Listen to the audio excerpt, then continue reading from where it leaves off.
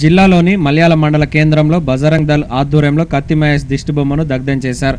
ఈ సందర్భంగా పలువురు బజరంగ్ దళ్ నాయకులు మాట్లాడుతూ హిందువుల మనోభావాలను దెబ్బతీసే విధంగా మాట్లాడిన కత్తి మహేష్పై క్రిమినల్ కేసులు నమోదు చేసి దేశం నుండే బహిష్కరించాలని డిమాండ్ చేశారు.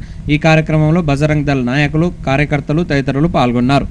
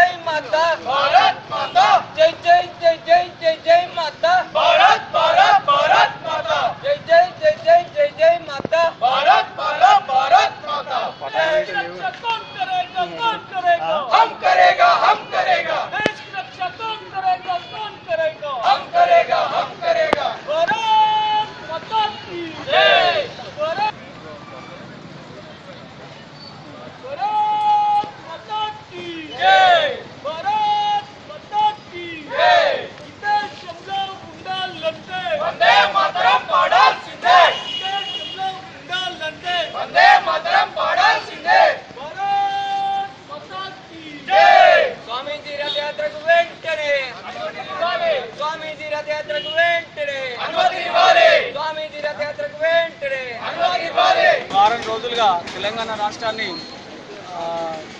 అభద్రత భావాలకి మనుషుల మధ్య అంటే సమాజంలో మనుషులకు మధ్యలో అంటే ఒక మతం పేరున అంటే అనుచితమైన వ్యాఖ్యలు చేస్తూ శ్రీరామచంద్ర ప్రభుత్వం అనుచిత వ్యాఖ్యలు చేస్తూ ఇక్కడ శాంతి భద్రతలకు కోల్పోయే విధంగా చేసిన కత్తిమహేష్ను ఆయన వెంటనే క్రిమినల్ కేసు పెట్టి అతన్ని జైలు నుండి బయటికి రాకుండా చేయాలి రాష్ట్ర ప్రభుత్వం.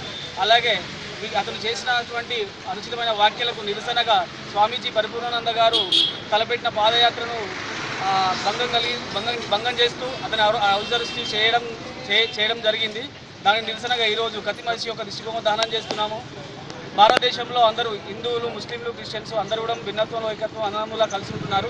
ఇలాంటి వ్యాఖ్యలు చేస్తూ అందరినీ ఒక యుద్ధ వాతావరణం, ఒక అభద్రత భావంలో గురి చేస్తున్నారు. సో ఇలాంటి వ్యాఖ్యలు చేసేవారిని ఎప్పుడు కూడా ఉపేక్షించరాదు.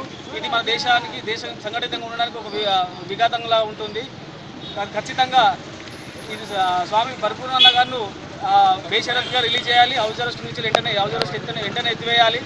లేదు అంటే ఇంకా పెద్ద ఎత్తున నిరసన కార్యక్రమం తెలపడం జరుగుతుంది.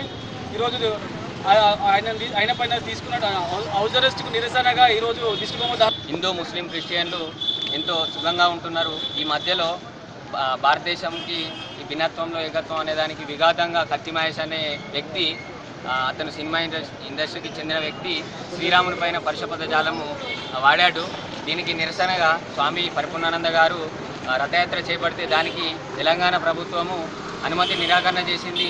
దీనికి వ్యతిరేకంగా మేము ఈరోజు కత్తి మహేష్ దిష్టిబొమ్మ దానం చేస్తున్నాము. అలాగే స్వామీజీ పైన స్వామీజీ వారి రథయాత్రకు, అలాగే వారి పాదయాత్రకు అనుమతిని ఇవ్వాల్సింది ఆ తెలంగాణ ప్రభుత్వాన్ని డిమాండ్ చేస్తూ ఆ కత్తి మహేష్ గారిని హైదరాబాదు బహిష్కరణ కాదు, దేశ బహిష్కరణ చేసి మన భారతదేశంలో భిన్నత్వంలో ఏకత్వాన్ని కాపాడాల్సిందిగా తెలంగాణ రాష్ట్ర ప్రభుత్వం పైనే ఉంది.